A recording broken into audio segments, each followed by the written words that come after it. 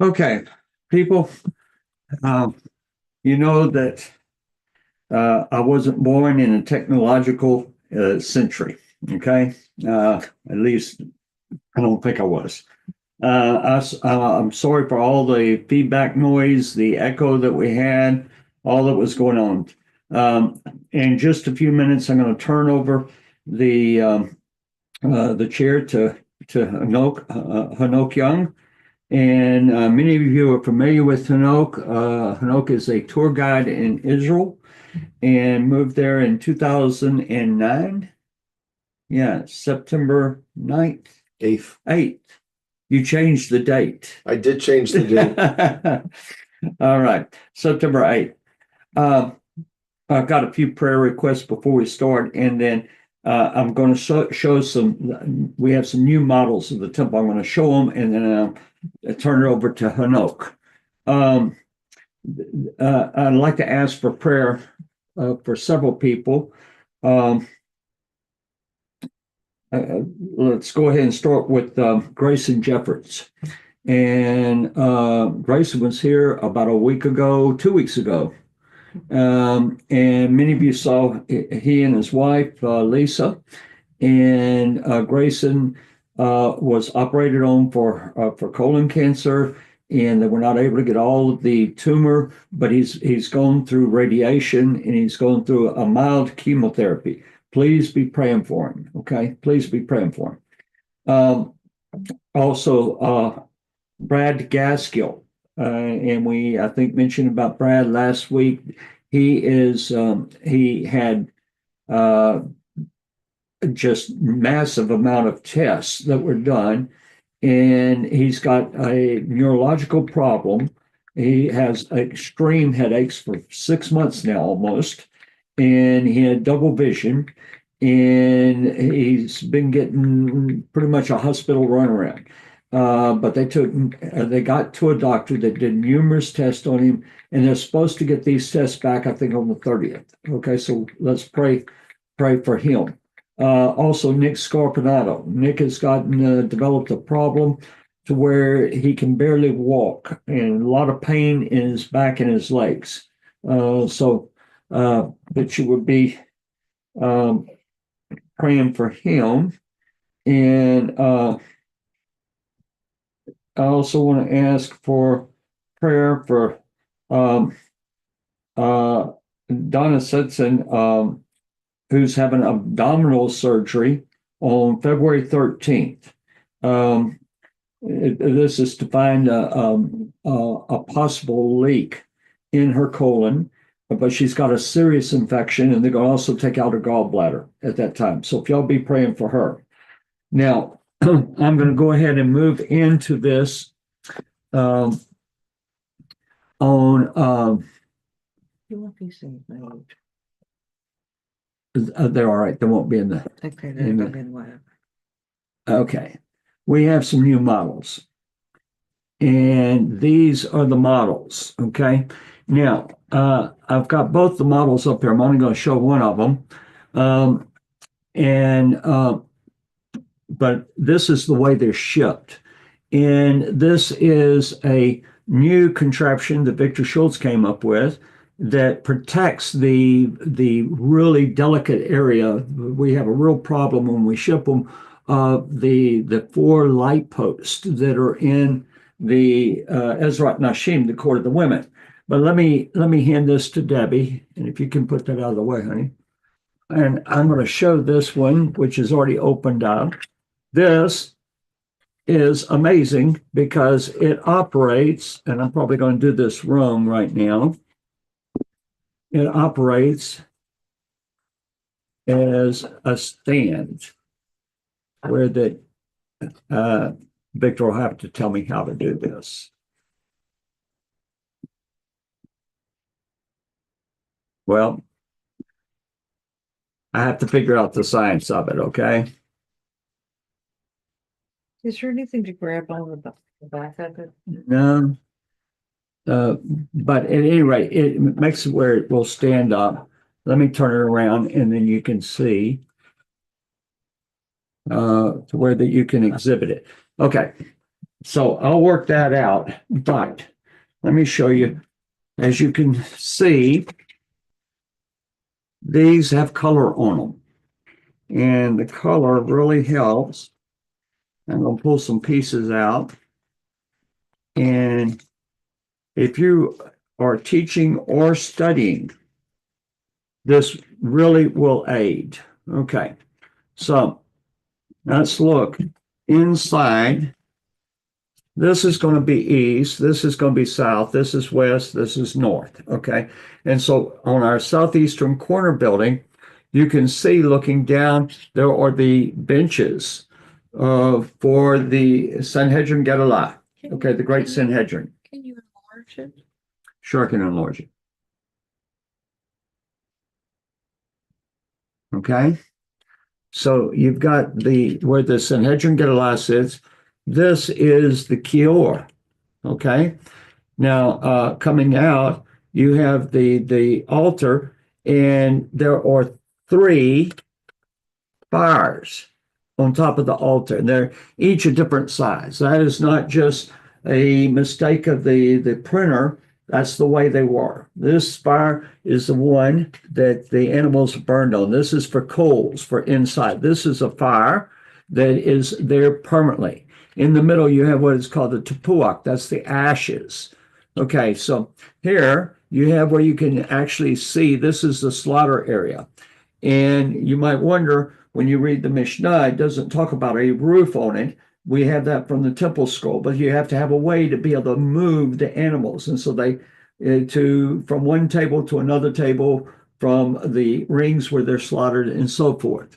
Now, I'm going to put the roof on the Beit of Tennis, and I did this wrong, okay, because this white thing on top, that is a mikvah. And we have one mikvah that is in the unholy area. See, the buildings, if it's closest to the Azarah, this is the inner courtyard, it has the sanctity or the kedusha of the Azarah and the rules of the Azarah. And so he's going to immerse 5 times. And the first one is in the unsanctified area. Okay. And then we have over here, this is Beit HaNitzotz, and I did this one wrong. And there are gold kippot. This is literally what they're called on the top of the buildings. Okay. And so this is the mikvah that he will immerse in 4 times. Okay. And I'm going to go ahead and put the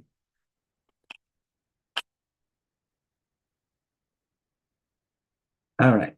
Now that's your 4 corner buildings. I'll move that up so you can see all of them. Okay. And we have, and I don't know if you can see this on the side, the white stairway. That stairway is going up to the aliyah, the upper level, and actually comes up through the wall through these little windows. See the windows, you can see the stairs going up, and then it comes up finally here, and you come out on top. All right. Now, the gold that you see around the edge, these are what's called the crenellations. Okay. And so now I'm going to put over on this side, and you notice that again, we have a different color. It's a dark brown. And it's actually the same color as the the wood piles. These are the slaughter areas for the personal offerings. This is for the communal offerings. So this is most holy, Kodshe Kodashim, and this is the holy, Kadashim Kalim. And so these, having the color really accents it. Okay. Now we've got, we only have 2 of these with the wood piles made so far. Okay. And we have 7 made that have everything colored without the wood piles. All right. So these models are $400 each with the wood piles. Now, if you choose not to have the wood piles, there's $100 off. And if you have previously bought a model from us, and so you're upgrading, we'll take another $100 off. You say, why do these things cost so much? They take days to make. The equipment that we make them on, it's expensive, and they don't have a long life. We have to buy new printers every few months.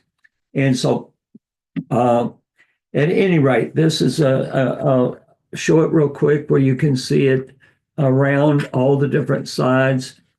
In the front, you have I'll show this.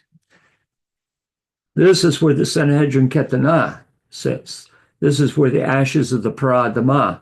This is the smaller Sanhedrin and 23 judges. This is the chamber for the Paradama ashes.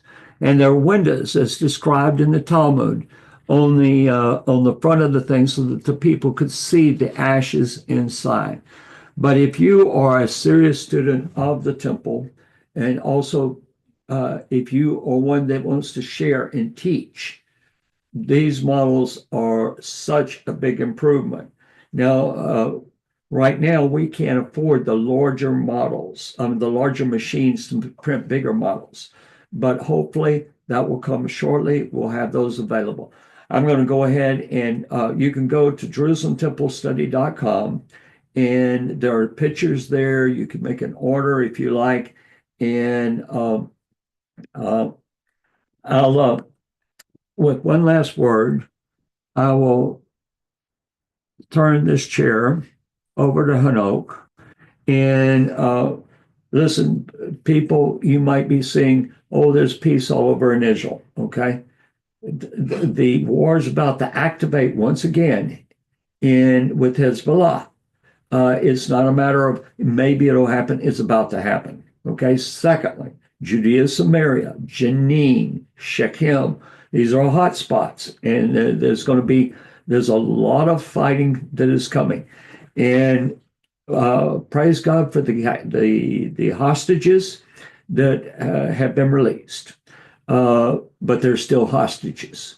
And you're still dealing with a vicious enemy. Okay? And so we need to be in prayer. We need to support. And if you want to financially support the Israeli soldiers, you can go on Jerusalem Temple Study to David Fund, and you can make a one-time or you can make a continuing donation. But let's do everything that is in our power to do. Okay. Hanoch? Okay. Now you have to remind me what I need to click, and we're all set. Okay. I'll show you real quick. To share your screen, just click that, and I'm gonna go ahead and show you. I don't know if you're ready. If you want to talk, it'll come up like that. Click on that, and then hit share. I'll figure it out. You Not to worry. probably need to stay close by. I'll be right here. No, that's fine. That's fine.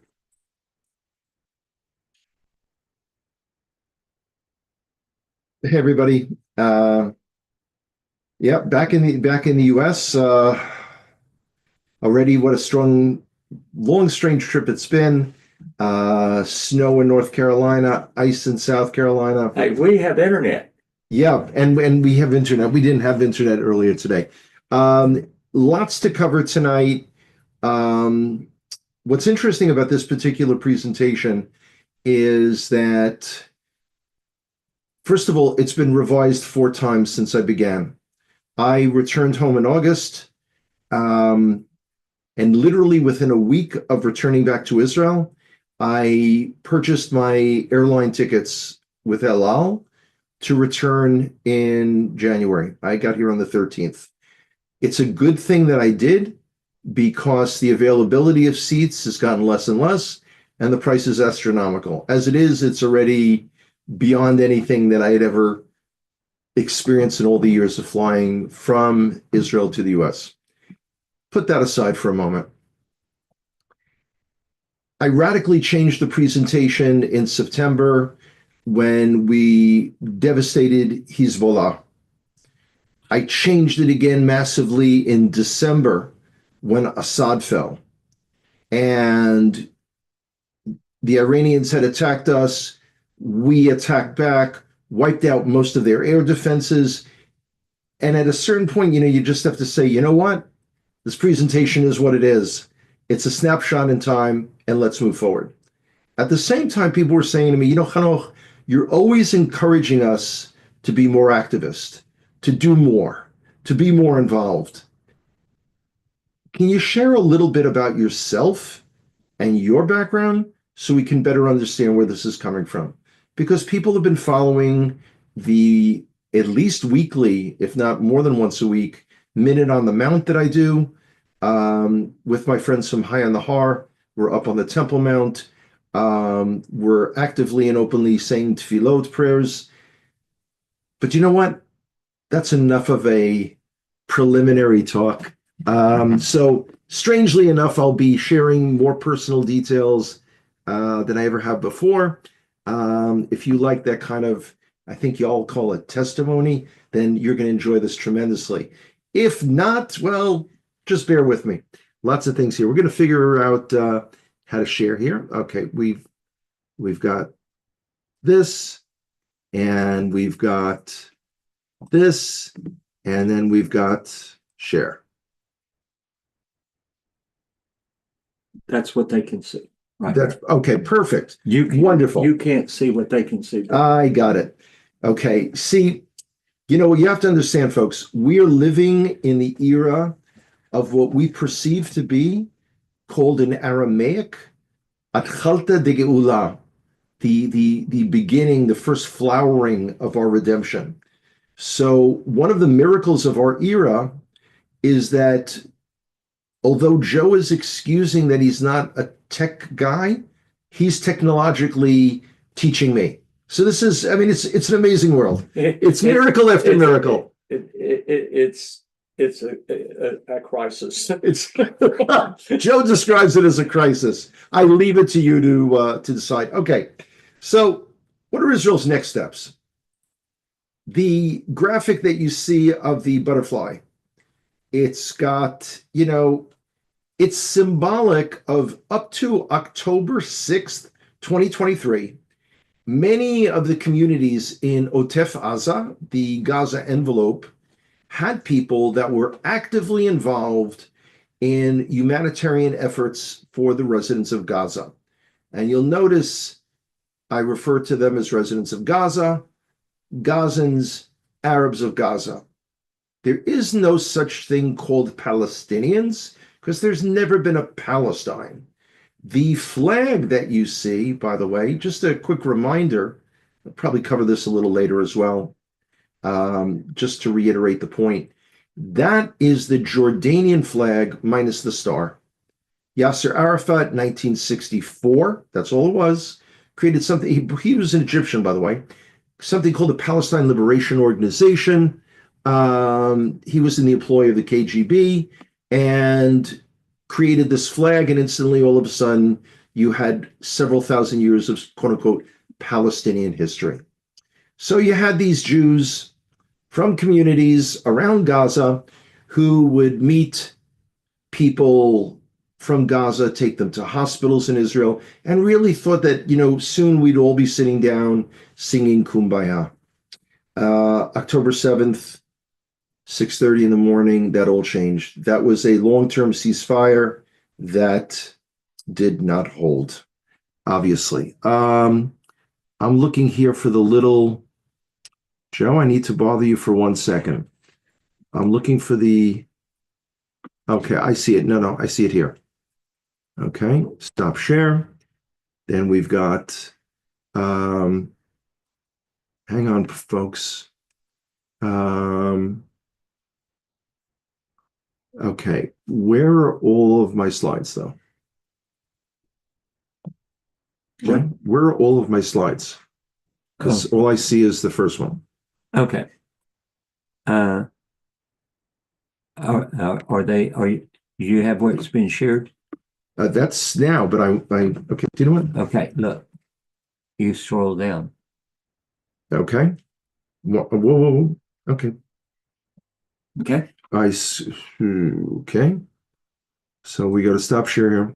Hang on, guys. Getting the hang of this. Scrolling from where? No, go back to your thing. The original one? Uh-huh. Okay. And Hit share. no. I want the next one. No, Oh, just I'm going to show you. hang on. Okay. Now, take your mouse. Right. Get your mouse over here. See this little wheel? I No, I don't see what you're. Okay. Okay. Okay. The wheel. Okay. Got Got it? it. Okay. Complex solution to every simple problem, folks. Got it. So here, just wanted to show quickly the map of Otef Aza, the Gaza envelope, the plan that they had, just to clarify for everyone, was there are four major cities in the area. When I say major city, the largest one, of course, is Beersheba, Israel's fourth largest city. You have Netivot, Ofakim, Sderot, populations ranging somewhere from about 31 to 46,000. Okay, we're going to fly through this part as quickly as I can. Make that change. Hi, everybody.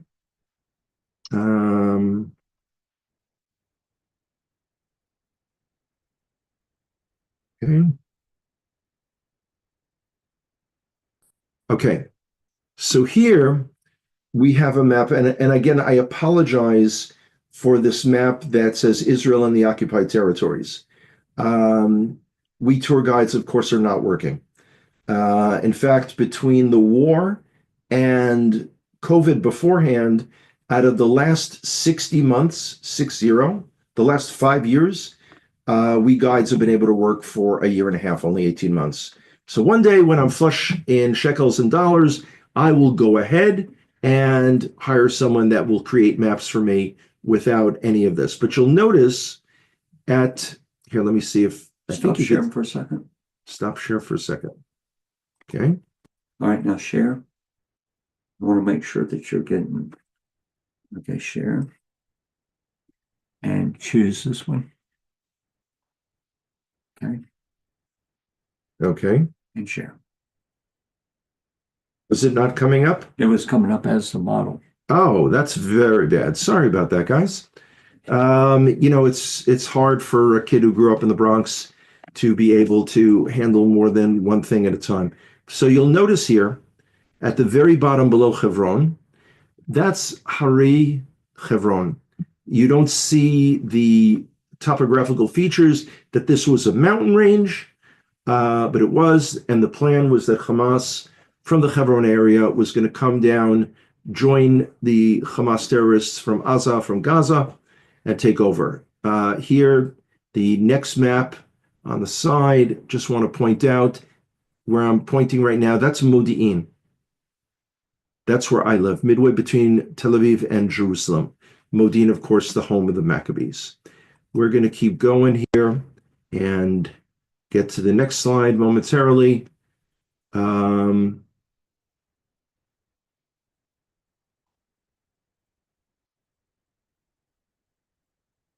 Okay. Once again, I'm doing something wrong. I'm not getting the next slide. Okay.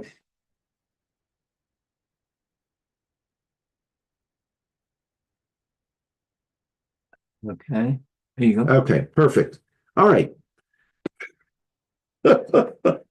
This too shall pass, guys. Okay, so here I've got a map of the Middle East that you've probably never seen. That's the Sykes-Picot Agreement, approximately 1915. Mark Sykes representing the Brits, Francois Picot representing France, basically carved up what was to be the Middle East in the future. Now you'll notice something. Not only is it French influence, British control, French control, but there is no Syria, there's no Lebanon, there's no Iraq, there's no Jordan. All of those countries were created in the 20s up through the 1940s. Okay, so where's Palestine?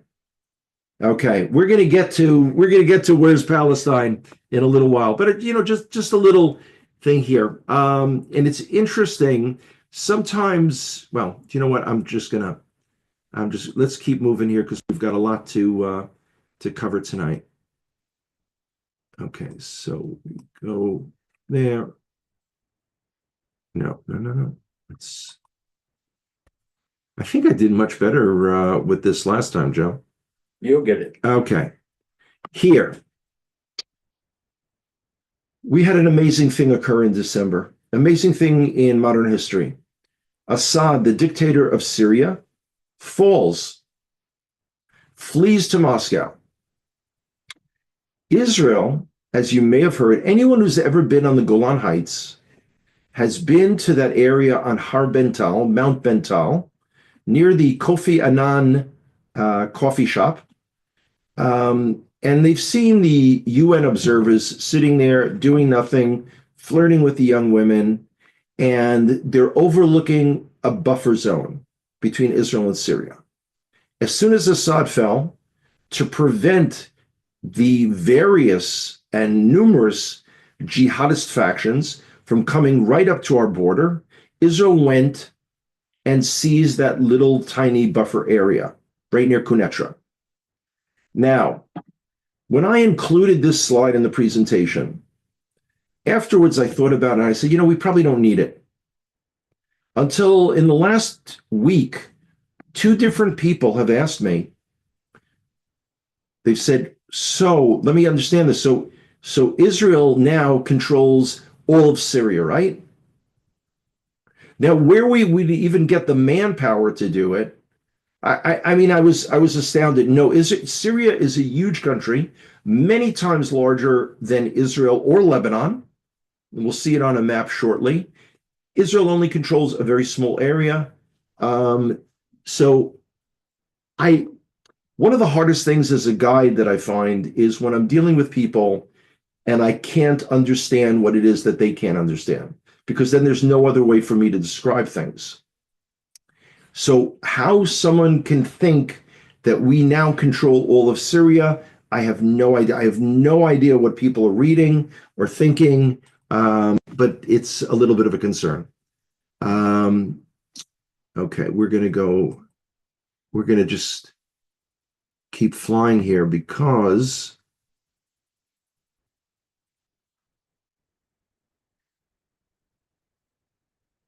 okay, so here we see a map of Israel and a reminder of how close everything is. I mean, we know of stories on October 7th of friends and relatives of people who lived in the communities near Gaza and or were at the Nova Festival, who got in their car, grabbed the gun, and off they went and rescued people. We're a small country. Okay. When we're really picking up momentum here with the slides. How exciting.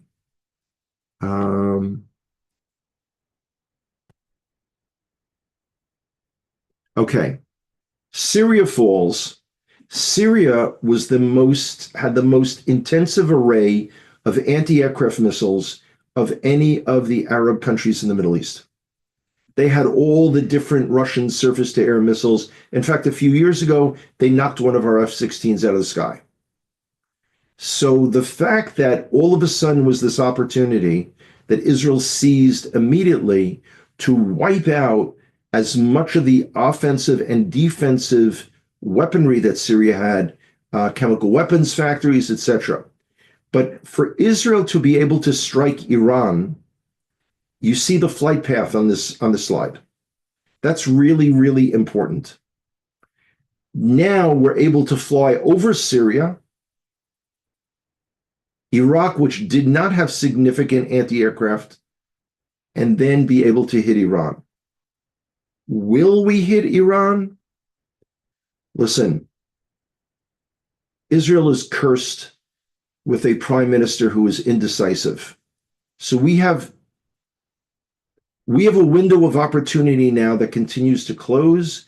We took out most of Iran's anti-aircraft defenses. In effect, the skies are open. That is changing. In fact, yesterday I read there's a major deal to purchase up-to-date Russian fighters. We're going to keep moving because there's a lot to cover tonight. This is just a little gloss. Near the end, by the way, I'll be happy to go into what's going on right now, what's going on with the ceasefire deal, what's going on with Hezbollah. And this would be a great time, by the way, if any of you have questions, begin writing them in. So when we do the second part of the program tonight, we'll be able to cover that. Okay, back to share. Back here, and okay. Oops. Okay, so this is a headline from the Telegraph, British publication. You have to understand something. We're living in an era in the world where truth has become irrelevant. People get to say whatever they want. They get to say whatever they want about Israel and Jews. And I quote from an expression that was very popular when I was a teenager. Don't confuse the issue with facts. It doesn't matter. You don't have to prove anything anymore. You can just say it. You can label it. So the world has, I have to tell you, I freak out whenever I hear sirens now. It's unbelievable. Number of civilians killed. It doesn't matter. Israel, by the way, is blamed for a quote unquote genocide. Now, for those of you who've seen pictures of the death camps of the Shoah, of the Holocaust being liberated, you saw what those Jews that survived, what they look like. In Gaza, there was allegedly a genocide. There wasn't, of course. And you see everyone is well fed, has, new clothes, new phones, they're partying. Again, don't confuse the issue with facts. Let's keep going here.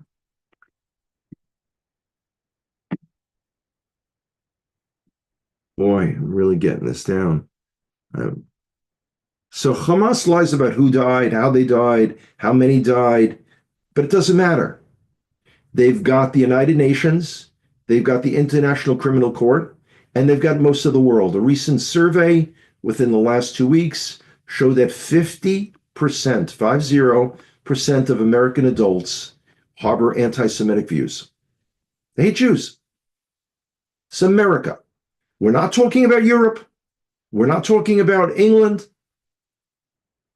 We're living in an era with unparalleled promise, simultaneously with incredible danger.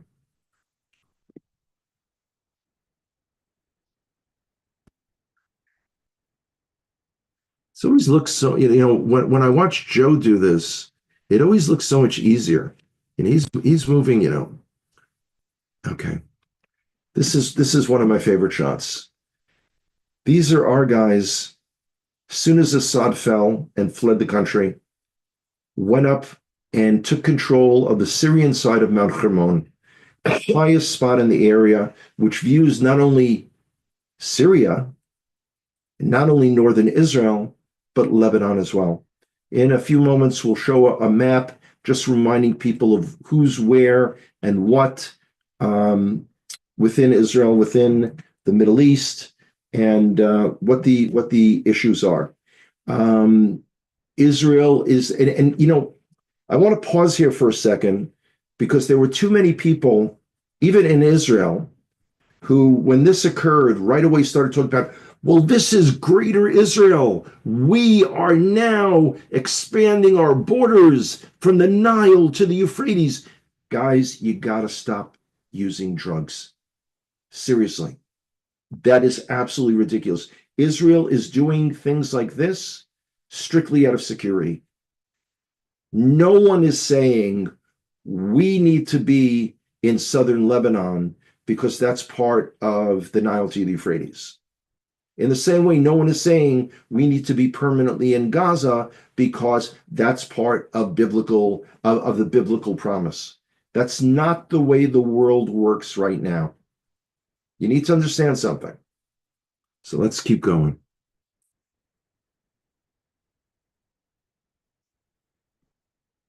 Hi, everybody. Okay, let's share.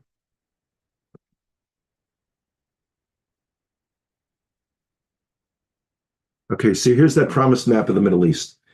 First of all, take a good look at a few things. Number one, all the way near the bottom of the screen is where Yemen is. So when you read that the Houthis are firing ballistic missiles at Israel, it's much further distance for us to strike back than for us to strike Iran. That's number one. Number two, this is a sensitive issue to me because the ballistic missiles that the Houthis fire, Modi'in is on the way between where they're firing and Ben Gurion Airport and Tel Aviv. And there's nothing quite like being woken up at 3:30 in the morning with sirens blasting nearby. A little later, I'll talk more about it. You'll see Syria, huge country that wraps around Lebanon. And here's a reminder of, and it's not the new kid in town, but the impending dangers coming from Turkey. Turkey severed its trade relations with Israel. Our relations with Turkey are awful. Turkey is a very powerful country. It is a NATO country. And they want to attack the Kurds in Syria. Syria is divided into a lot of racial and religious groups. You've got the Kurds, you've got the Druze, Druze. Assad and his family were Alawites. You've got Sunni Muslims. It's a mess. Now, near the top of the screen, let's see, I could point to it, is a small country. Well, it looks relatively small compared to the others, called Azerbaijan. Israel has very close military relations with Azerbaijan, provides them with a lot of military hardware. Some of you may be looking at this and say, and why? Look at where they're located in terms of Iran. The other thing here, we don't have much time to spend on it tonight, but you've got Egypt. America is now giving Egypt $5 billion of military hardware.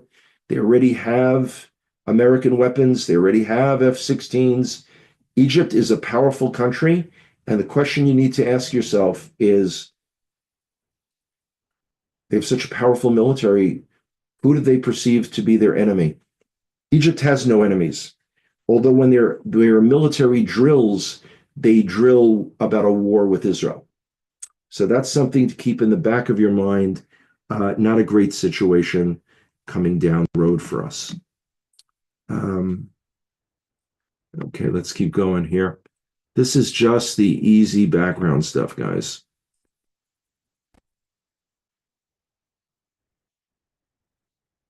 Okay, now understand something. You hear that Zionism is Nazism.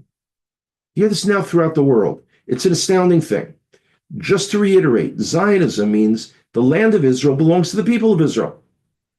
And if you don't like that idea, you got to blame God, because it was Hashem's idea. This is his perception. Now, this is what he wants. We're told that Zionism is racism because the idea of a Jewish ethno-state is abhorrent. And everyone ignores the fact that there are 22 Arab Muslim states. That's okay. But one Jewish state, is really not okay. The world is not fair. The world does not care about fairness.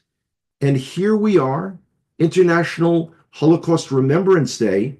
In England, they did a presentation on this, the news, and they mentioned that 6 million people were killed, plus Poles, Gypsies, gay men. 6 million people. They don't mention Jews. They apologized today. How can you not?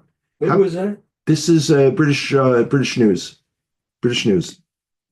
Okay, let's go on to. I'm afraid I'm going to run out of time. You're not going to run out of time. I don't have to leave till early tomorrow morning, right? Okay, so here, and the unjust Jewish occupation, you see, you've got all these Arab Muslim countries, but the one little tiny Jewish state, that's not good. That's not good. Okay, let's start covering some really interesting things now. For those of you who heard my presentation back in the summer, and I just posted it again last night on Facebook for those who may have missed it. In all the years of archaeological research in the last 2 centuries, no one has ever uncovered an artifact relating to anything or anyone called Palestine. But it doesn't matter, because people still talk about an ancient Palestinian culture. Now, where you get this from, I have no idea. No idea. Okay, did the slide change? It says archaeological excavations in Israel. Okay, so I have to go back. No. And unshare. There's a delay. Oh, I'm sorry. It'll come. If you've changed the slide, it'll come. Okay, but I didn't hit stop share and go back and share. You don't have to stop sharing. Okay, so. Yeah, Palestine is loud. Wonderful. Here's the way to understand this, guys. The concept of a Palestine is an Islamist colonial project. Think of it that way. We're the indigenous people. In fact, here, let's keep going here. This slide, which I know hasn't come up for you yet, says Israel is the indigenous name of the Holy Land.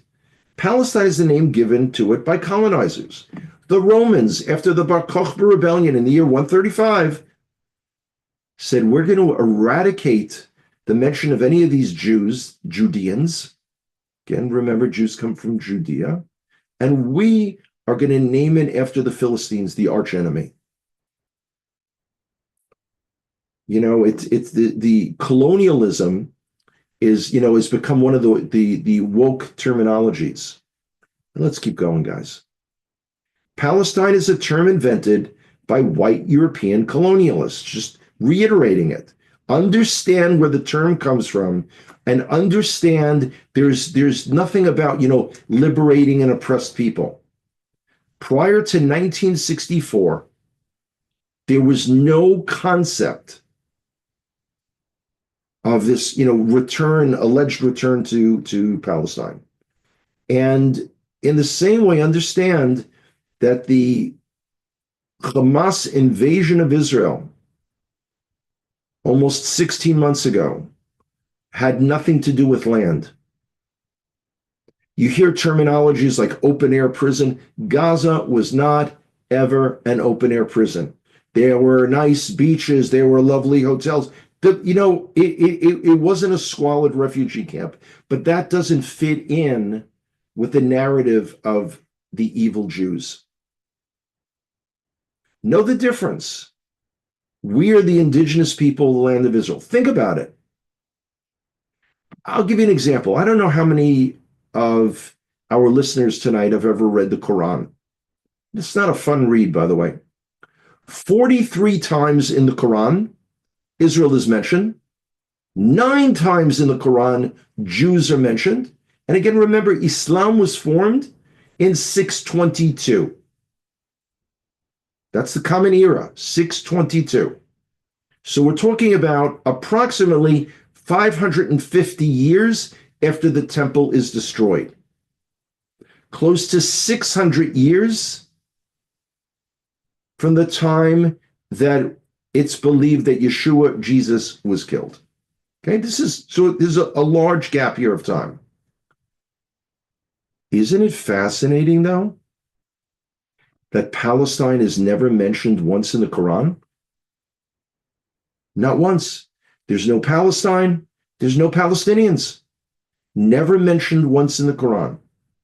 But all of a sudden, in our era, it becomes a big thing. All right, a little bit of humor. The moment you realize that the origin of the word Palestinian comes from the Hebrew word plishtim, which means invaders.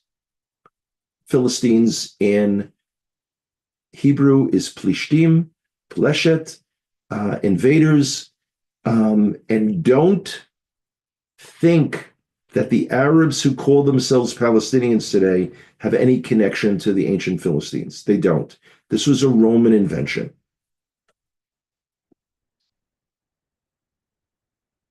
Okay, so wait a second. So if Jews aren't indigenous to Israel, where exactly do people think we're from? And where are we living? I love this. When we built our temple in Jerusalem 3,000 years ago. That's the thing that's astounding. Even if you're into replacement theology, if you're a Christian supersessionist, you have to admit that the people of Israel were in the land of Israel. The Jews, all the other tribes until 2,700 years ago, were all in the land of Israel. Seriously. The reason, by the way, in case when I turn the screen back to me and you look at it and you'll notice that my kippah is held on with clips, that's to keep my head from exploding. Because we live in a world, like I said, where you can say whatever you want. You can call for the murder of Jews on American college campuses, and that's fine. Could you imagine what would happen to America's cities if you said Black Americans were not able to step onto university campuses and that you're calling for their mass murder?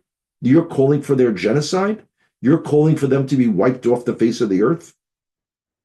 Yeah, I wonder. Okay, let's switch to the UN. UN is a personal pet peeve of mine. I have always despised them because I have found that they are not honest brokers.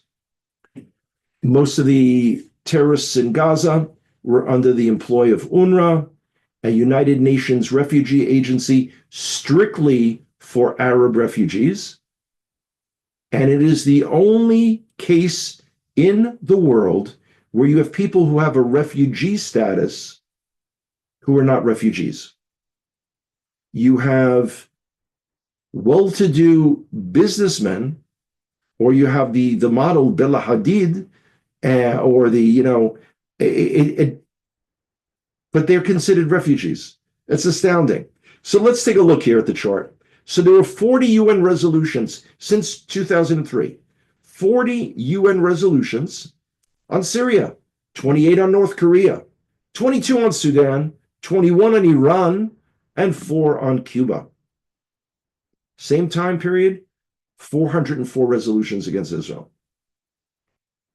Something's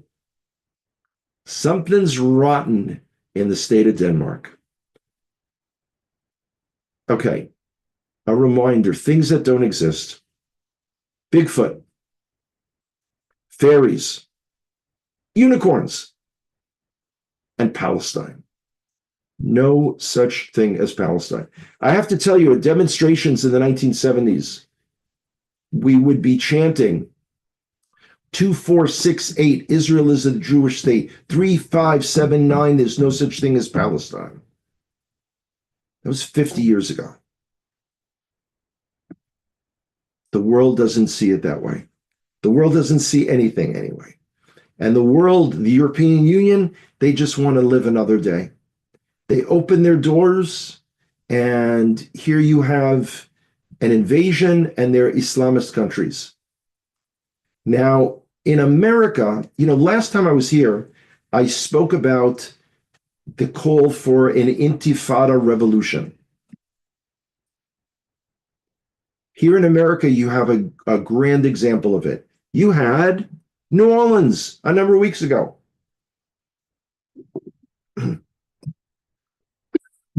And that's just the start, sadly. Okay, let's keep going. The famed Arch of Titus, an arch built in Rome after the year 70, depicting Jewish slaves being driven by the Romans, carrying the treasures of the temple. But again, we Jews have, only came to Israel in 1948. And they actually believe it.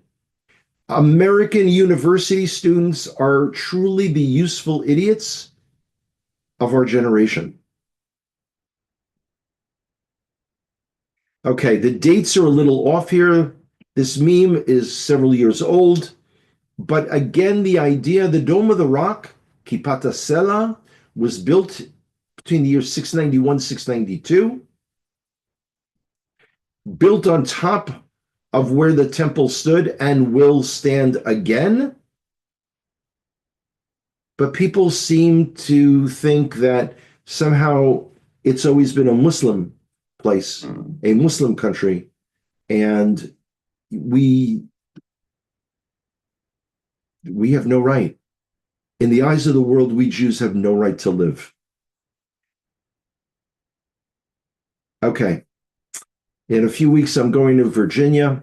So I put in this slide here because, and let me just go back one second. Okay, that's right. One of the things that I would say over the last 3 trips to America that I've highlighted is the concept of Christian Palestinianism, where you've got the idea that Yeshua, Jesus, was a Palestinian. Calling him a Palestinian is like calling Pocahontas a Virginian. It's beyond bizarre. Now, a few weeks ago, we saw something. For Christmas time, in the Vatican, Christians from Bethlehem, which is not under the control of the Israeli government, is under the control of something called the Palestinian Authority, brought a nativity scene to the Vatican. And in it, you'll look at Yeshua, Jesus, laying on a keffiyeh. A keffiyeh is not simply an Arab headdress. A keffiyeh is the symbol of terrorism, popularized by Yasser Arafat in all of the so-called Palestinian terrorism, the PLO, the Palestine Liberation Organization. If you remember back to the Munich massacre in 1972, that's it. So all of a sudden, Yeshua, Jesus, is laying on a keffiyeh. It sat there for 4 days before someone got through to the folks in the Vatican that this was not correct, not accurate, and horrifically offensive.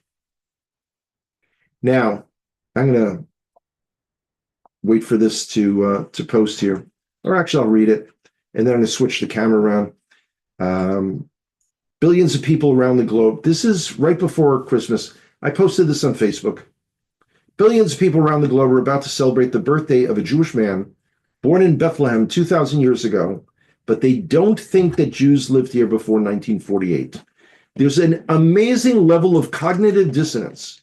Now, I even put in a little note there that says the point of this meme is still valid, even if you believe that Yeshua was actually born during Sukkot.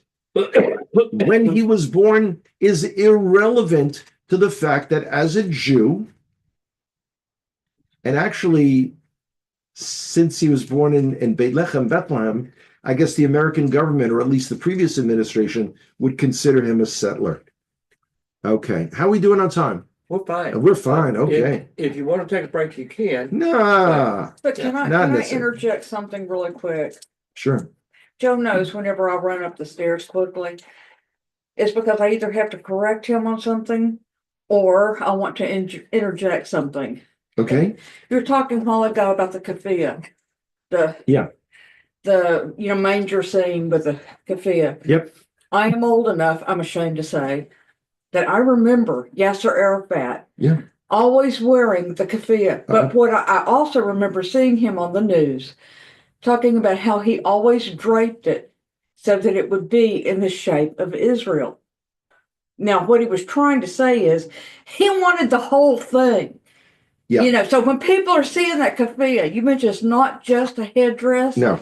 It is a symbol of the whole river to the sea thing. It's a very no one in the Arab world speaks of a two-state solution. Here, let me. And I'm sorry, I did not mean to interrupt you. I've been enjoying this, but people do not understand it because they don't remember Yasser Arafat and they don't remember the whole thing. No, we live in a society today. Not only are some of the listeners weren't adults in 1964. I mean, I wasn't. Thank you. And there are some that are still arguing that I'm still not. I think are we on? Did I stop share? What are we seeing now? Are we seeing me or are we seeing the slide? And I should not have interrupted you're seeing you. Okay, that's Share fine. again. That's fine. No, that's fine. I'm not ready to do that yet. So yeah, it's an astounding world. And just a quick reminder, based on the point that Debbie brought up, no one in their world is talking about a two-state solution. No one.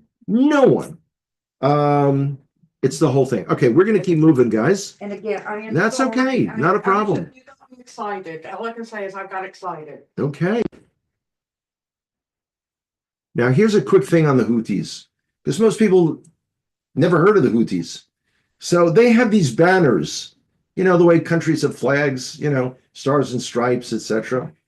And they have what they're all about. So the first is God is the greatest. That's Allahu Akbar. You all have heard it. Sadly, you'll hear it more as domestic terrorism in the U.S. Picks up. Death to America. Because again, remember, America is the big Satan. We're only the little Satan. Death to Israel. A curse upon the Jews. Victory to Islam. This is what they're about. America has been bombing the Houthis for a number of years, off and on, as have the Brits. They've really messed up shipping in the Red Sea, and approaching the Red Sea, the Persian Gulf. By the way, why don't we rename the Persian Gulf the American Gulf? Do we do that? Anyway, neither here nor there. Okay. Now we start to get into the heart of the matter. So let's go down to the next slide. Okay. So war breaks out in Israel, October 7th. And not only is our military and our political echelon totally unprepared, and again, I reiterate, I'm going to switch over to stop share for a second.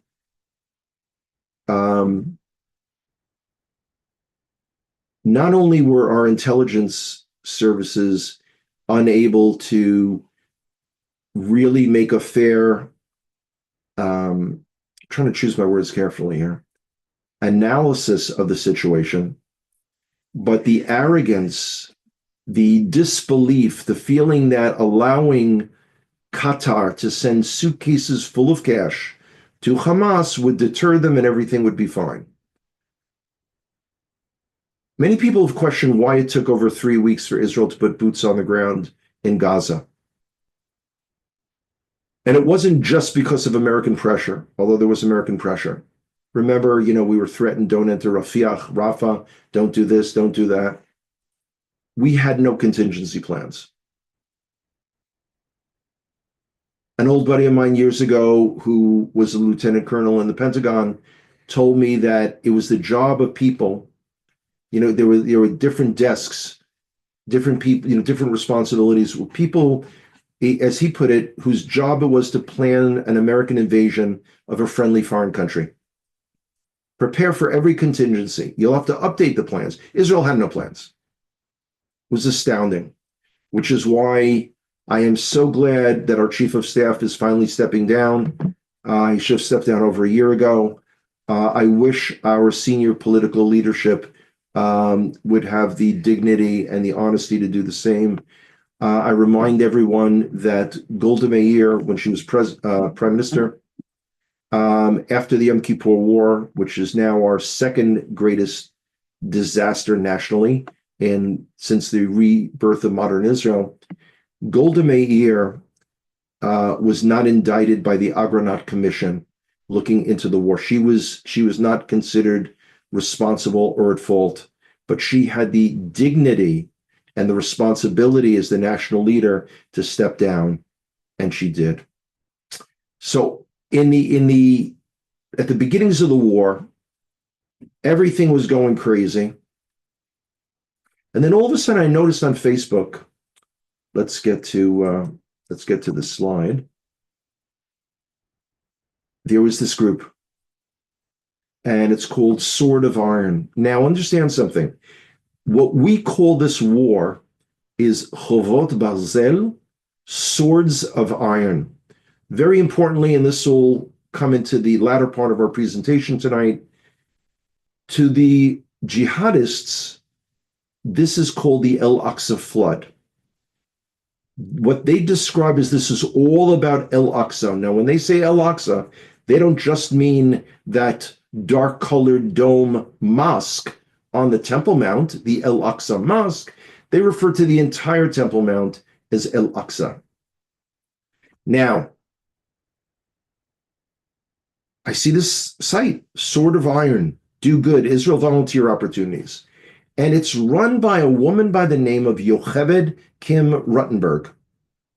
And it's got over 43,000 people on it. And she's coordinating this group and that group, and people are writing in saying, hey, I'm coming from the Netherlands for 3 weeks. Where do I find out about agricultural volunteering? Where can I stay in Tel Aviv? Where do I meet other volunteers? And a tremendous amount of volunteers have come to Israel. No tourists, but volunteers have come. Astoundingly, by the way, an enormous amount from the American Jewish community. People who were not overtly, identifiably involved in Jewish causes. So I'm incredibly impressed by this. Now, I had avoided for over a year going down to Otef Aza, the Gaza envelope. First of all, I did not believe in going into devastated and destroyed communities. Kind of drop in on people's lives. But I finally felt, you know what? I really need to go and see things again since the war started. So again, I didn't go into communities, and I went on an organized tour. The guide was not only a licensed guide like I am, but he was a survivor of the Nova dance party. And while we were there, he said, oh, there's Yocheved. I'll introduce you. So in my mind, I had pictured someone coordinating 43,000 volunteers, all these different people on Facebook. This must be a high-powered executive of a major not-for-profit organization. Like years ago, like wearing a power suit, kind of like, a real dynamo. So I'm introduced to Yocheved, and that's her. She just turned 24. She's a kid. Came to Israel before she turned 23. Been there ever since. Had been working in the Dallas area. Just felt she had to do something. So I was astounded because we often find ourselves in situations where we tell ourselves, what more can I do? I'm too young. I'm too inexperienced. I'm too old. I don't have enough cash flow. I don't know. What do I do? And one of the things I've always told people is, like, for instance, don't think of yourself as a donor. Think of yourself as a fundraiser. Multiply your efforts. And we'll talk near the end about a few different opportunities that people have. And then I thought back to my personal background. So now I have to get personal for a couple of minutes. It's honestly, it's kind of uncomfortable, but I think there are some lessons here to be learned. So I grew up in the Bronx. We were poor. My first two memories as a child were of my mom shushing me because there was a knock at the door and it was a creditor. As a little boy, I played in our living room, and the rug was so threadbare, I thought it was the coolest place in the world because I could take my toy soldiers and put them in one of the holes, reach in and pull them out from another hole. I now realize that it was me who invented tunnel warfare. Please don't tell anyone in Israel because that won't go over well. I did not grow up in a religiously observant family. I grew up in an Irish Catholic neighborhood. Many of you have heard this part. I was hated by everyone in the neighborhood. I was the local Christ killer. Didn't have many friends. None of the girls when I was in my teenage years would go out with me.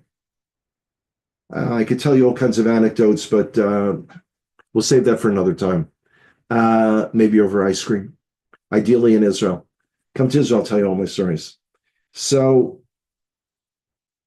let's go back to the visuals because I think there's some interesting things that we can see and share, and we'll continue on. Okay. So that's me. For those of you who've known me for years, you're probably wondering where all that gorgeous brown hair went. I'm wondering too. So that's me at 16 years old on the top. 16 years old, I'm wearing a suit because that's my senior picture. 16 years old, I was a senior in high school. I had skipped the 8th grade. I used to be smart.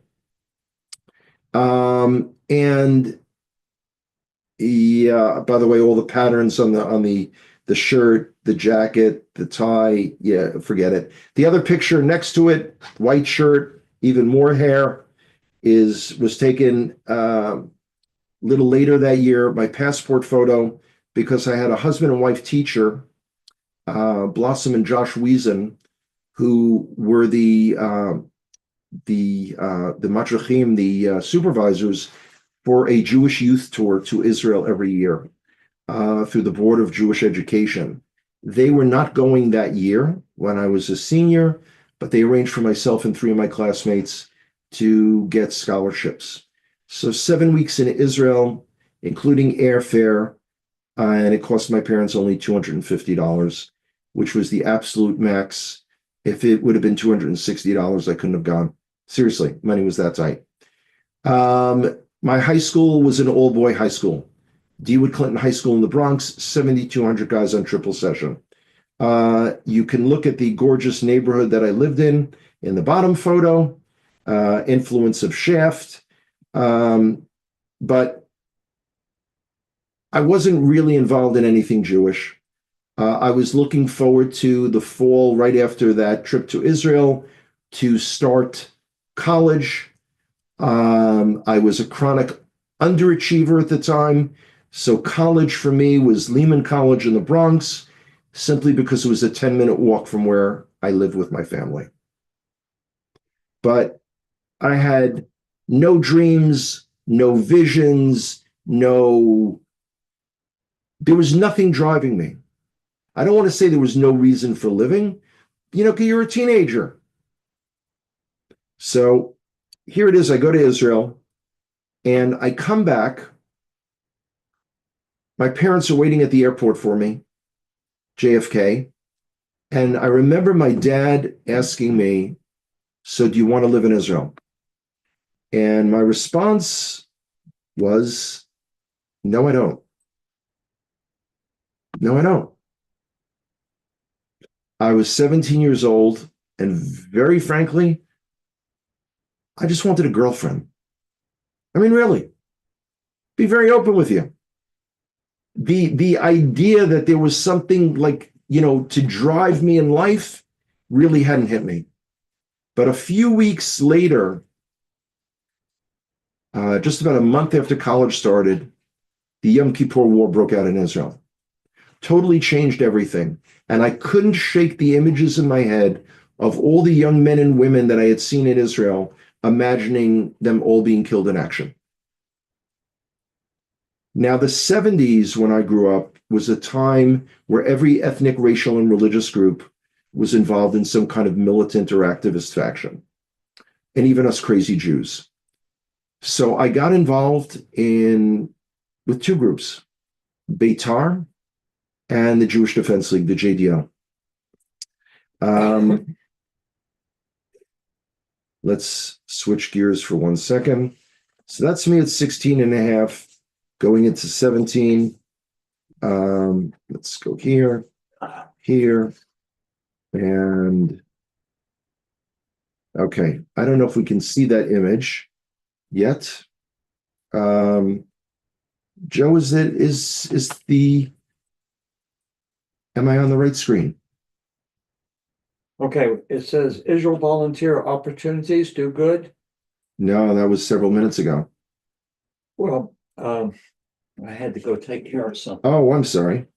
Okay, so that's what we should be seeing. They can see it. Okay, they can. Wonderful. Okay, so that's 18-year-old Hanoch at my very first arrest. The guy I'm handcuffed to, there were 31 of us that chained ourselves to the gates of the UN, splattered animal blood all over, burned an effigy of Arafat. It was really amazing. And honestly, it was incredibly exciting to feel that we were accomplishing something in the same way that Jews rose up in pre-state Eretz Yisrael and fought the British. It was amazing. Now, the guy next to me, his name was Steve. He fits into our story in a little bit. But so here I am, 18 years old. I'm in college, but all I can think about is what can I do? What can I be involved with? How can I help change the world? By the way, that mindset has not left me since.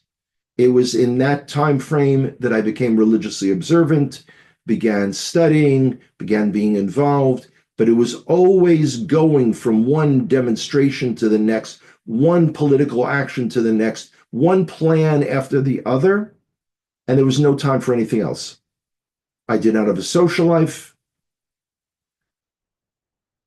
Girls were not an issue in my life. No time, no interest. It was all the cause. I've never been drunk. I've never gotten high. I've never even smoked a cigarette. It was all on behalf of the cause, Israel and Jews throughout the world. Now it's interesting. My good friend and buddy Mike Clayton was preparing for a series of presentations this past week, and one of the things that he was going to assign people was, if you were writing your epitaph, if you were writing the message that would be on your tombstone, your gravestone, after you passed away, what would you want it to say? And for me, it was really simple. I said, I would want it to simply say, he tried to help his people. So that's what I was all about. This is the 70s. Things are going on. You could do a nonviolent protest and make page 3 of the New York Times. This was an Associated Press photo, by the way. I didn't pose for it. Now, here's where things get a little interesting. Everyone assumes because Rabbi Meir Kahana was my teacher that he was the guy that I idolized, that I wanted to grow up and be like. But actually, it's the man in this picture, Yair Stern. Stern was the head of the Lechi, Lochemei Cherut Yisrael, the so-called Stern Group, the most militant of the underground Jewish groups in pre-state Eretz Yisrael. And among the poems that Stern wrote was Chayalim Almonim, Unknown Soldiers. And just a few weeks ago, I basically said, this upcoming trip to America is too expensive, it's too tiring, it's too stressful. I don't want to do this stuff anymore. Yeah, I'm not working as a guide. I can't figure out month to month how the rent's going to be paid, but I don't want to do this American stuff anymore. And Hashem doesn't give me direct messages at night, but I find myself thinking of things, and I thought of this. And unknown soldiers are we without uniforms, and around us fear and the shadow of death. Listen to this, guys. We have all been drafted for life. Only death will discharge us from our ranks. This is you're either in the fight or you're not. So this is what we were all obsessed with, as the saying goes back in the day. Let's go to another picture. So little Hanoch is now 19 years old. In case you're wondering, that is not a real sheepskin coat. If you're looking at the scenery behind me, I don't know if that looks familiar to any of you. That's Lenin's tomb. That's Red Square in Moscow. So 19 years old, I went with 6 others from Beitar to stage a sit-in in Moscow to free a Soviet Jewish dissident. The feeling is, even as college kids, we could do things that could change the world. The other picture, several months later, JDL leadership program in Israel. By the way, that is a loaded Uzi. Yeah, it is a loaded Uzi. That was not the last time, though, I've carried an automatic weapon in Israel. Years later, I was visiting a friend in Kiryat Arba, above Hebron. We went to Ma'arat HaMachpelah, the Cave of the Patriarchs, during Shabbat for tefillah, for prayer.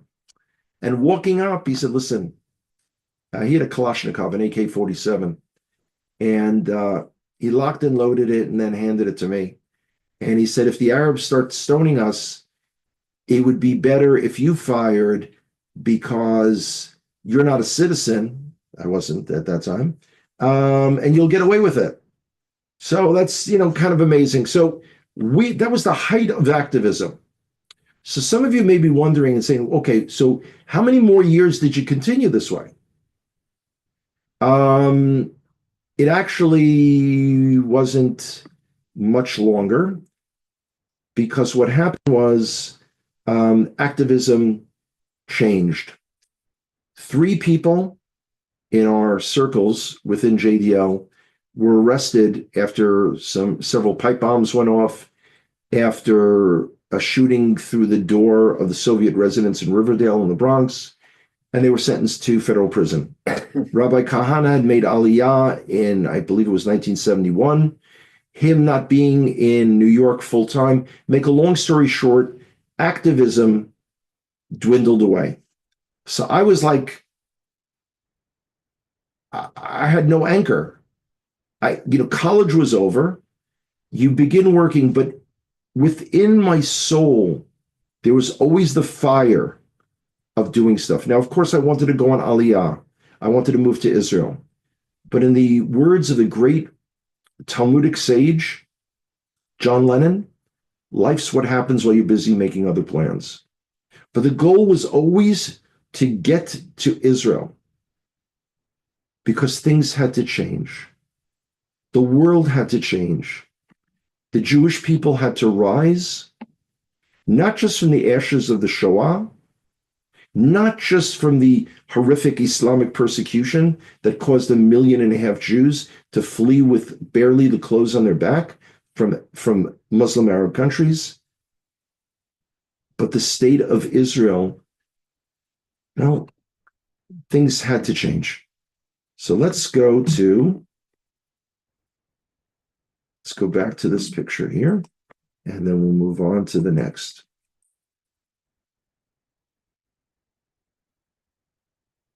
So what's the cause?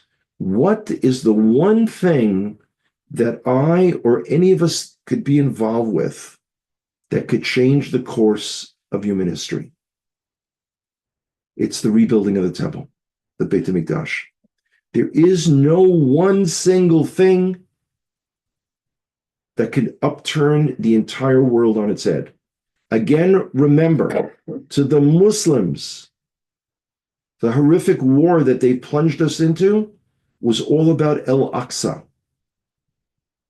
In fact, our young soldiers, as they had to go into homes in Gaza to search for weapons, by the way, in case you're wondering, it actually became pretty easy after a while, because the first thing they did was go right into the children's rooms, and that's where the weapons were hiding. But in every single home, there was a major picture on the wall of the Temple Mount. Now, let me pause for a second. I've totally lost track of time. When do we take a break? You can take a break right now if you want. Okay. We're going to stop share. Let's go back to me. So we're going to take a break for, how long is the little intermission? About 10 minutes. 10 minutes. And then I'll see you back. This is where it really gets exciting. Y'all don't want to miss it. Come back now. Come back soon. Yeah. Thanks, guys. Okay. Okay, let me get there for a moment. And would you go around and punch this button to blinks? We'll try this. Which button? The red one? Uh-huh. Okay. Can be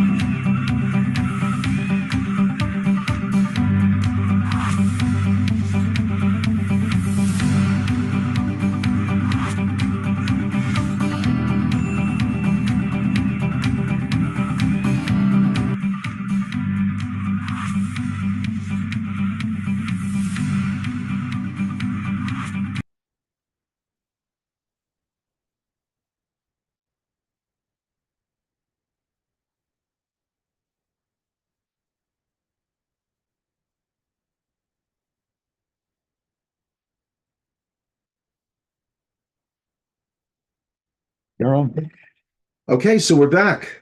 We're going to jump into what I think is the most exciting part of the presentation, because it deals with what's going on the Har Bayit on the Temple Mount. So we're back.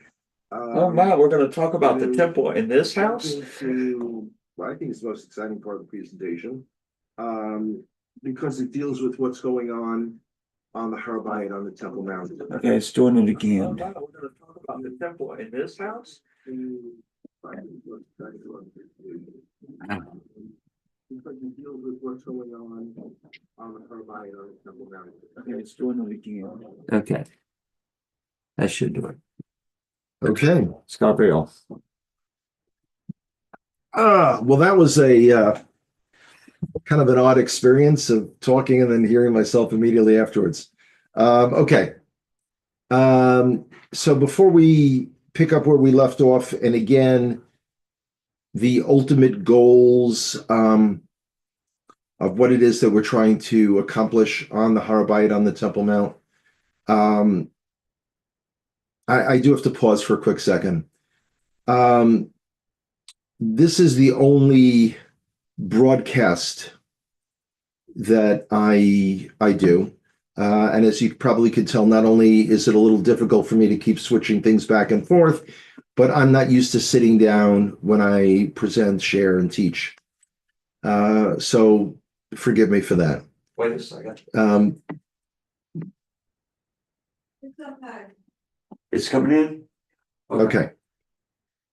Timeout on the field for an update. And this is something that I never do. And this has been, I've been traveling to America speaking since August of 2013. A lot of people will watch me here at Chavurah with Joe and Debbie, and they'll send in nice comments, and they'll just go about the rest of their business. I do have to pause for a second, because if this was a live audience, at the end, there would be an offering taken up. And I have to appeal directly to you. If you feel there's value in these presentations, if you feel that you would like to hear me be able to continually, twice a year, come to America and be able to do this, very frankly, I need your support. We live in a world where, as the saying goes, there's no such thing as a free lunch, that famous Milton Friedman quote. Not only is airfare to and from Israel expensive, not only are us tour guides not able to work, but it's a sense of, is there value to you? And if so, I ask you to please go to kolyehuda.com, KOLYEHUDA.com, and participate in making this possible. Please don't sit back tonight and assume that Joe and Debbie are going to be able to write a big check, and it's not fair and it's not reasonable. Okay, commercial is over. Let's keep going. Okay. So let's go to, I mean, that's a cute slide, but let's go to the next one. So a number of years ago, this was put up by our friends at Mechon HaMikdash, the Temple Institute, the temple being rebuilt. We dream about this, and certainly the Chavurah audience, this is something that y'all live with day in and day out. This is the well, I guess for Joe, it would be the meat and potatoes of things. This is the heart of it all. Now, this is another great picture. This is modern Jerusalem with a model of the Beit HaMikdash, the temple, superimposed. And I put up a lot of this stuff. By the way, for those of you who are on Facebook and aren't yet my friends, please friend me. It's a great way to stay in touch, great way to stay connected. And I share a lot of things, particularly related to the movement on the Har Bayit on the Temple Mount. But what I don't like, by the way, is when people will say, speedily in our days, or say, well, we're praying for it. Well, first of all, I'm assuming y'all are praying for it. But it's got to be more than that. It's got to be a sense of what can I do to help make this a reality. Okay, understand that. Bimheirav Yameinu, speedily in our days, isn't a prayer request.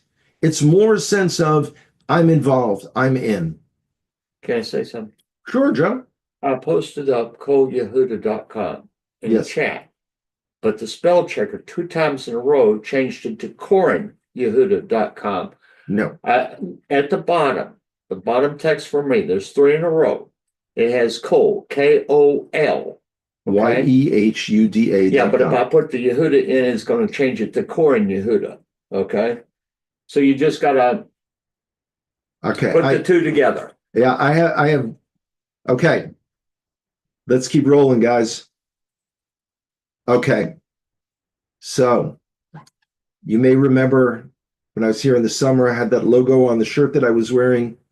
That's the founder of the organization that I work with called High on the Har.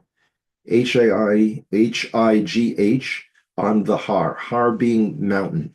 Har Habayit, the mountain of the house, the Temple Mount. That's Dr. Melissa Jane Kronfeld. That logo is one of several that we use, and we're really making a tremendous impact. We are not only are we not the largest group that goes up to the Temple Mount, we're certainly not the only group, but we are the only group that goes up and does all of our teachings in English. And for those of you, my pals on Facebook, you've probably seen every time that I'm up there for tefillah, for prayer, I create what I call the Minute on the Mount, which is anywhere from about 60 to 90 seconds of a quick thought on either the Parsha, the Torah portion, or the situation on the Har Habayit on the Temple Mount. Things changed radically the day after I returned to Israel in August. Now, I know that sounds incredibly dramatic, and it sounds like astoundingly I was somehow involved with that change, but it just happened to be coincidental. I returned home. I landed, I think it was like at 4:30, 5 o'clock in the morning before Tisha B'Av, the 9th of Av, which I think, if memory serves me correctly, was on a Monday night. So I got in early Monday morning. The very next day, masses of Jews ascended the Temple Mount, and for the first time ever, began to do the Hishtachavaya, the full prostration on the Temple Mount. By the way, that's the only place on earth that we Jews are allowed to prostrate. Can't do it in any Beit Knesset, any synagogue anywhere in the world. Can't do it elsewhere in Jerusalem. Can't do it anywhere. Only there. First time we were ever able to do that and not get arrested. Yeah. So that's the last time it was done. Was in 70 Common Era. That's right. 1,000. Oops. Let me go to the next slide. 1,955 years ago. And every Jew that came to the Temple Mount did prostrate. Everyone. So I have to tell you, for me, it's a freaky thing that this poor Jewish kid from the Bronx gets to go up week in and week out and be able to pray in a manner that none of my ancestors were able to do for 1,955 years. Now, the slide that you're looking at right now, remember those patches I had on all of my clothing? For each of those patches that people bought, we donated 5 to soldiers. So you see one of the soldiers here, a reservist, and you see me wearing that openly on the Temple Mount. So first of all, any of you who've ever been up on the Temple Mount over the years, the idea that we can wear that, the idea that we can prostrate ourselves, and hold on to your hats, boys and girls, Birchat Kohanim, the blessing of the Kohanim, the Aaronic blessing, we're able to do that openly. Openly. It's amazing. Let me show you the next slide. Okay. Now we start to have a little fun. So you see, that's the vest that a member of the Waqf, the Islamic Religious Council, wears up on the Temple Mount. And it's a really attractive logo, in my opinion. And it says Guardian of El Aqsa Mosque in English and Arabic. Now, first of all, for those of you who are native English speakers, I'm not, by the way. I grew up in the Bronx. We spoke something similar to English, but not quite. It should say Guardians of the El Aqsa Mosque, but okay, but take a good look at that. Okay, so that's what they wear. That's what they wear. So we at High on the Har have come up with a logo. I hope it pops up on your screen momentarily. That's my shirt. I just got it the day before I left Israel. So it's the same logo shape and colors, Okay. and it says Guardians of the Beit HaMikdash. So that's on the back of our shirts. I cannot wait to get home to wear that. I mean, it also comes in patches and things, and people have been telling me I should post periodically different pieces of clothing and patches and hats and stuff that we at High on the Har have created. So I think it's really amazing stuff. I expect it to ruffle a lot of feathers, of which I'm really, really cool about. Someone said to me just last week, if nothing else, Hanoch, you're subtle. I like that about you. So yeah, I like being called subtle. Okay. So this next slide, I know you don't see it yet, is the full prostration on the Temple Mount. It is an astounding feeling to be able to do that. Now, of course, I'm from a generation who remembers the movie Wayne's World, where people say, I'm not worthy, I'm not worthy. But I'm not. Who am I? Who am I in the whole genealogical line of my ancestors to be able to do this? Really? I'm not shy, but I just can't believe that I'm able to take part in that. So this is what we see on a routine basis on the Har HaBayit, on the Temple Mount. As soon as we get to the eastern side, and by the way, if you've only gone up as a tourist, you have no idea even where we are. We're off on the eastern side. We don't walk around. We don't violate the Kedusha, the holiness of the area of Kippat HaSela, the Dome of the Rock. And you see Jews of all types falling flat on their face. Can I make a Sure, please, Joe. point? You said that we don't violate the Kedusha, the holiness of the site, and then you mentioned the Dome of the Rock. It's not the holiness of the Dome of the Rock. No, it's the holy place where. Yeah, it's the area. The dome has no sanctity whatsoever. Yeah, it's no the sanctity. holiness of the temple. Absolutely. So there you see, it was that first Sunday after I returned to Israel, because I get in on a Monday morning. Monday night is Tisha B'Av, the 9th of Av. I apologize, and I've already begged Hashem for forgiveness, but I did not have the strength in the middle of the tzom, in the middle of the fast, to take the train and the light rail and the walking into Jerusalem on Tisha B'Av, on the 9th of Av. So this is the Sunday afterwards, the very first time that I prostrated. And my buddy Zevi, who took it, you see in the outer wall behind us on the eastern side, there was a little slit, and he caught this ray of sunlight coming down on me. I have to tell you in all honesty, I didn't feel the stones. It didn't feel dusty. It didn't feel dirty. I felt like I was floating on a cloud.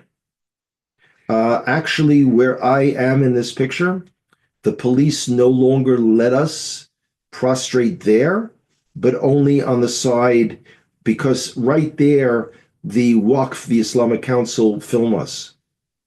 So, so, and the other thing you'll notice, look at this picture carefully, you see a Haredi family, an ultra-Orthodox family behind me.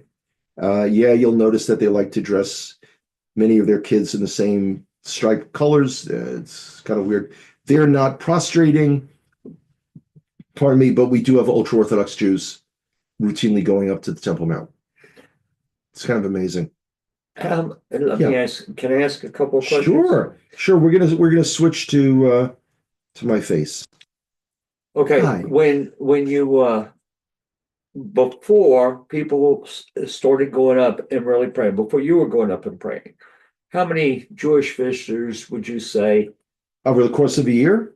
Yeah, a year or even a week. Okay. I'd be more comfortable with numbers over a year, thousands over the course of an entire year. I first went up in 1994, way before I became a citizen, with Rav Chaim Richman, who at that time was with Machon HaMikdash, Temple Institute, and it was really fringy. Yeah, I mean, we went up, and it was the two of us. We're still surrounded by police. Yeah, but they're a lot friendlier now. It's really, I almost feel like I'm in a dream. Well, okay. What do you attribute this change to? Okay. There's the activist part and there's the political part. The political part is Itamar Ben-Gvir became our national security minister. He's a huge proponent of tefillah, of prayer, equal rights on the Temple Mount. I'm not a fan of his. I have not voted for him and have no intention to vote for him. There are things that he does that I think are elements of like grandstanding. There are times that you should shout it from the rooftops, and other times just do it. So there's that element. But the fact that larger and larger and larger numbers of Jews began going up, it's still not the most widely accepted practice in Israel. Certainly. It's not. And also, people have to remember the majority of the country doesn't live in Jerusalem. So it's not like, these aren't the Shalosh Regalim, these aren't the pilgrimage festivals. All of this, however God uses this politician or this event, would you attribute it to it's an act of God? Without a doubt. No doubt in my mind, this is an act of Hashem. We are accelerating things and we're bringing it to a fore. This is, and again, there are people that always went, and it's interesting because of the war, because all of my business for 2024 got canceled, end of 23. When Sukkot was ending in 2023, I had 7 weeks of business in a row. I was trying to figure out how I was going to get a taxi to get home on a Friday. I mean, I was going crazy. And then all of a sudden it disappeared. Yeah. And since then, I and a group of men and women go up every single week, at least once a week. And we're not the only ones. We're not the only ones. Yeah. Let me keep going here. Boy, I'm really getting the hang of this switching slides here. Okay.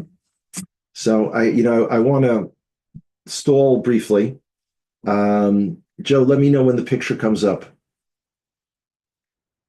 Okay. It'll come. Okay. So we at High on the Har, MJ, Dr. Melissa Kronfeld, is a marketing whiz. And we have all these different lines of clothing and patches and things. So you see there are even children's sizes, such a pretty baby. And you look at the other shirt. Now, some of you are struggling to read it right now. And I know you're probably thinking, I know a lot of the listeners of Chavarah read and write Hebrew, at least on a basic level. You're learning, you're trying. But I know Hebrew script is difficult for people. But that's not Hebrew script. No, it's not. That's Arabic. That's Arabic. That's the Yeah. other brand new shirt that I'm waiting for me to wear. That is Bimheira V'yameinu, speedily in our days, in Arabic. Oh, they're gonna love that. This is like, it's like that old TV show years ago. Well, you don't like it? You can kiss my grits. That kind of, this is going to cause heads to explode.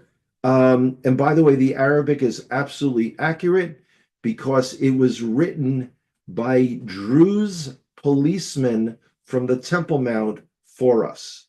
Yeah. The Druze have no love for the Arab Muslims. Yeah. So yeah, this is cool stuff. This is my single favorite picture. I did not take this picture. My friends from High on the Har did. And this little girl. As I travel, it's been so many years that I've been traveling, and most of the groups that I speak to would be defined as Hebrew roots / Messianic or independent groups of various types.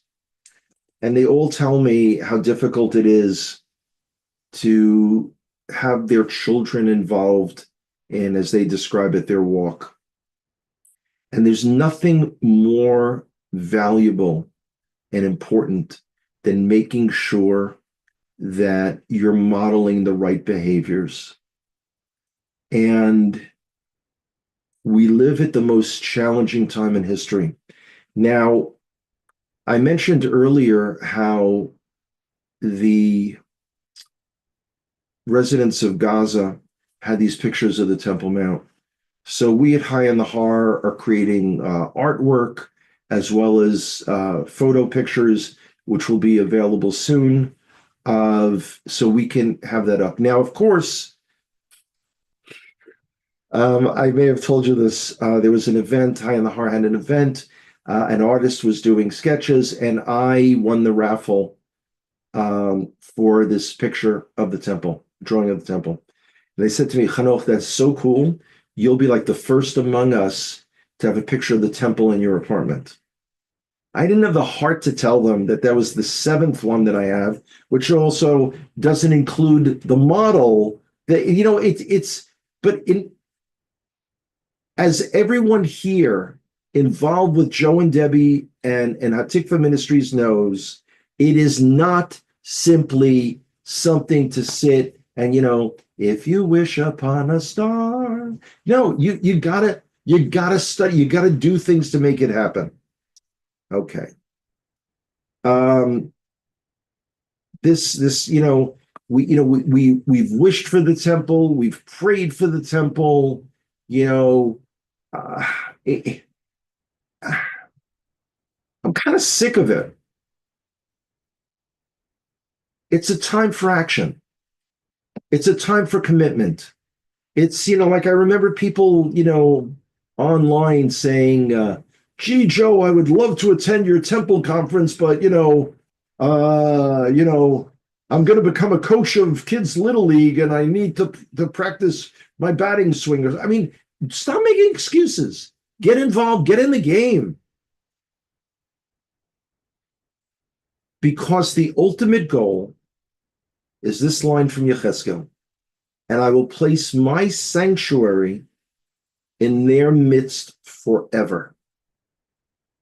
If you're looking, I am way too old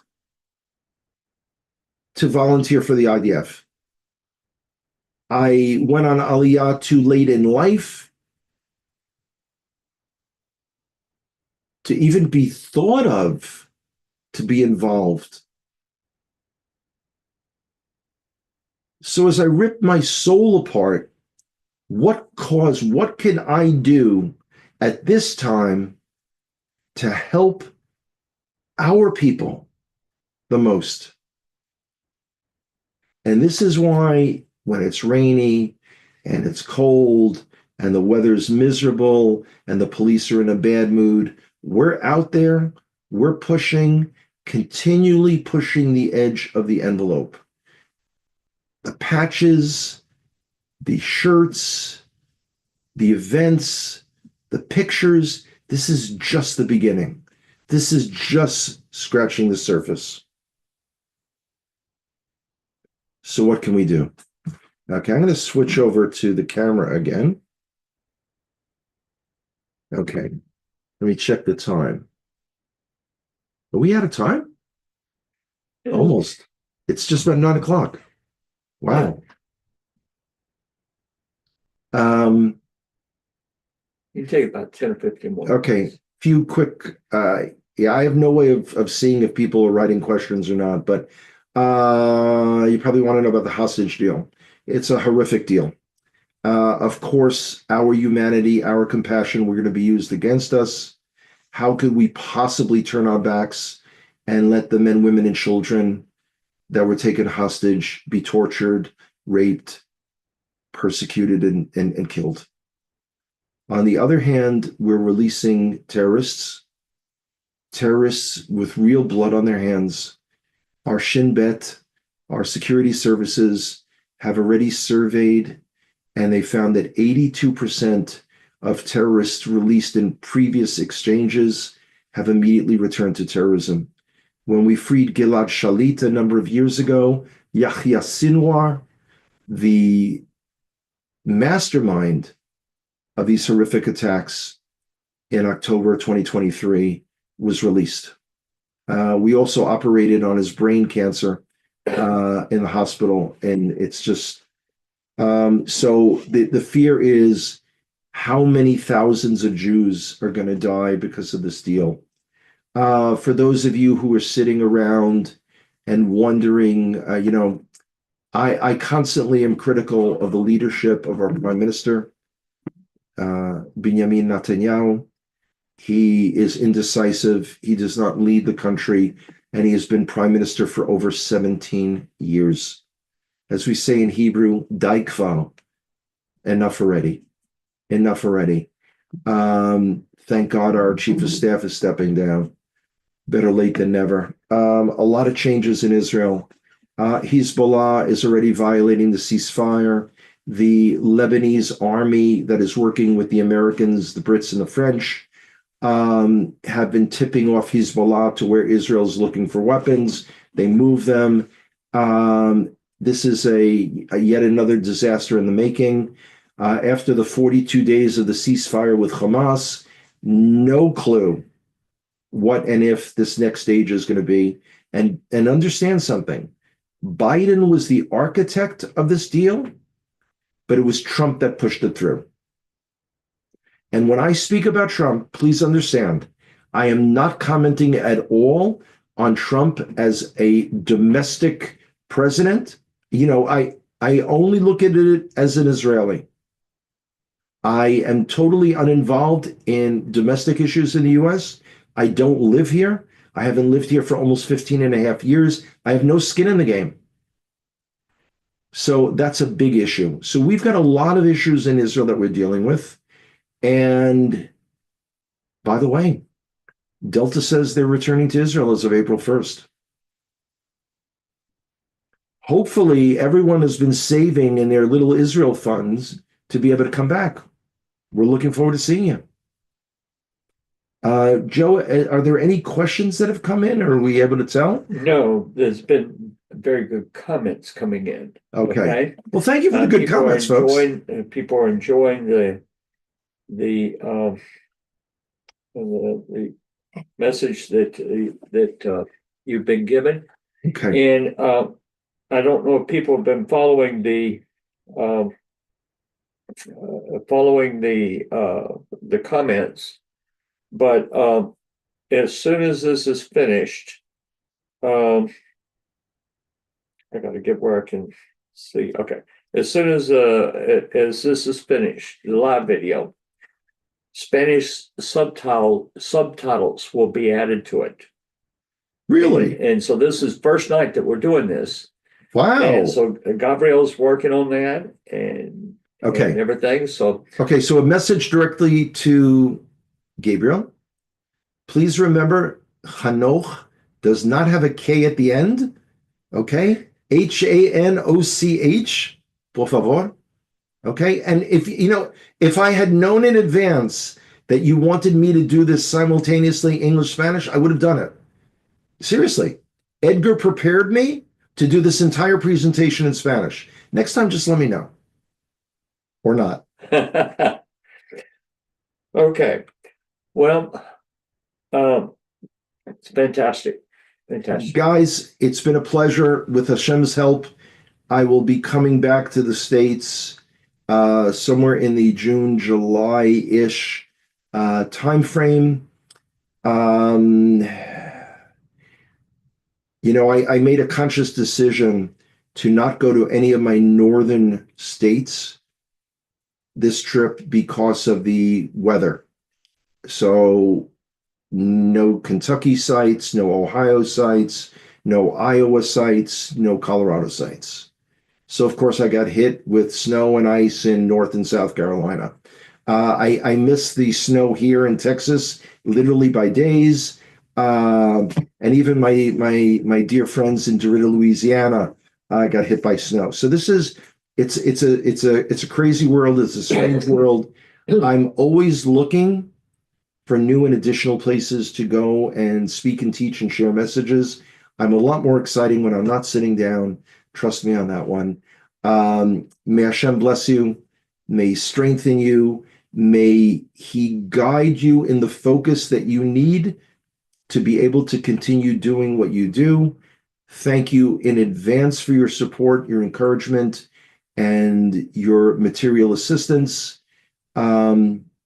And please always remember that the one single thing that each of you can do, besides tefillah, besides prayer, on behalf of Israel, is to grow the strength of Hatikva Ministries.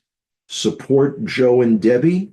That is the single greatest thing that you can do on behalf of Israel. And you know what? For as much as I like coming here to see y'all, rather see you in my neighborhood. Shalom to all. Bye-bye.